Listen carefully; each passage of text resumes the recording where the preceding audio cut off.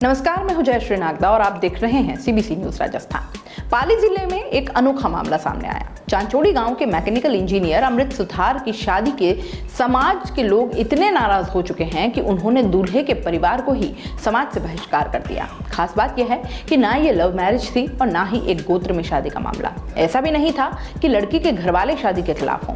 पंचों को दूल्हे का साफा और दाढ़ी पसंद नहीं आई, जिसकी सजा के तौर पर उन्होंने दूल्हे और उसके परिवार को समाज से बाहर कर दिया। दूल्हे के सामने ये शर्त रखी गई कि वह 2 महीने में पंचों की बैठक बुलाए। बैठक में या तो दूल्हा माफी मांगे या फिर पंच जो निर्देश दें वो मान ले। दूल्हे ने बैठक बुलाने की बात से इनकार कर दिया तो अब उसके ससुराल से लेकर गांव पर समाज के लोगों पर उनसे संबंध न रखने का दबाव बनाया जा रहा है। दूल्हे अमृत ने पुलिस को भी इसकी शिकायत की है, लेकिन कोई सुनवाई नहीं हो रही। अमृत के अब समझ में नहीं आ रहा कि आखिर करे तो क्या करे, क्योंकि पंचों के इस फरमान के सामने वह झुकना नहीं चाहता। यदि उनसे लड़ाई लड़ता है तो ना तो उसकी पत्नी अपने पीहर जा सकेगी और ना ही बहन उसके घर आ सकेगी। इन सब के बावजूद अमृत ने यह तय कर लिया है कि वह समाज के ठेकेदारों के खिलाफ अपनी लड़ाई जारी रखेगा। अमृत ने भास्कर को जैसा बताया कि आखिर क्या थी वो वजह जिसकी वजह से पंचों ने उससे और उसके परिवार को समाज। अमृत ने कहा कि 22 अप्रैल को पूजा और मेरी शादी हुई। मेरी पत्नी पूजा सोलंकी पाली जिले की ही बाली की रहने वाली है।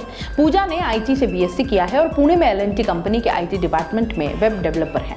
मैं भी पुणे में जॉब करता हूँ। शादी में हमने करीब 1200 से 1300 लोगों को बुलाया। इसमें समाज के लोग भी शामिल थे। धूमधाम से शादी हुई।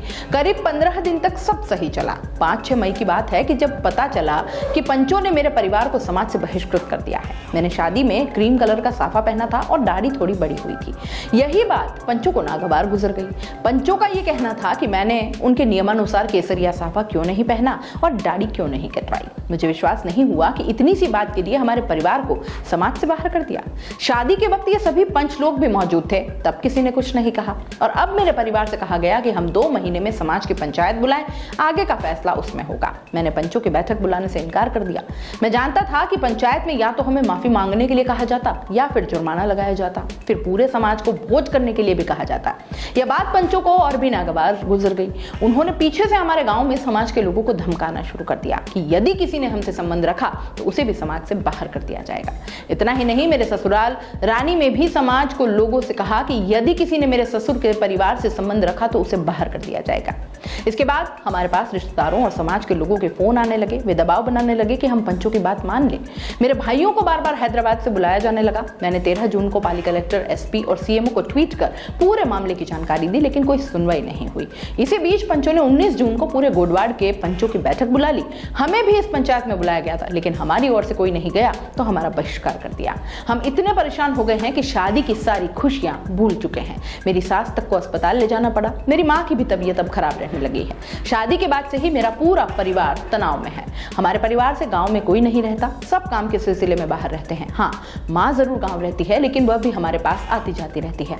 अब हमारे पास गांव में रोजाना समाज के लोगों के फोन आ रहे हैं। हम या तो पंचों की बात माने या वे लोग हमसे संबंध नहीं रखेंगे। आगे हमारे यहाँ कोई भी प्रोग्राम होगा तो समाज से कोई नहीं आएगा। दबाव इतना ज्यादा डाला जा रहा है कि हमें समझ में नहीं आ रहा कि आखिर क्या करें। हरिलाल सुथार जो अध्यक्ष हैं श्री विश्वकर्मा वंश सुधार सेवा संस्थान के, उनका कहना है कि अमृत सुथार की ओर से जो शिकायत की गई है वो झूठी है। मैं उन्हें नहीं जानता और ना ही उनकी शादी में गया था। हर समाज की तरह हमारे समाज की भी कुछ प्रथाएं और रीति रिवाज हैं जिनका पालन करना समाज का कर्तव्य है। अमृतलाल ने सेवा संस्थान को खाप पंचायत का दर्जा देकर अपमान किया है। अमृत का कहना है कि मुझे और मेरे भाइयों को अब गांव बुलाया गया है। सभी ये दबाव डाल रहे हैं कि हम समझौता करें। यदि हम ऐसा नहीं करते तो मेरे ससुर अपनी बेटी को कभी अपने घर नहीं बुला पाएंगे, क्योंकि समाज में रहने के लिए उन्हें हमसे नाता तोड़ना होगा।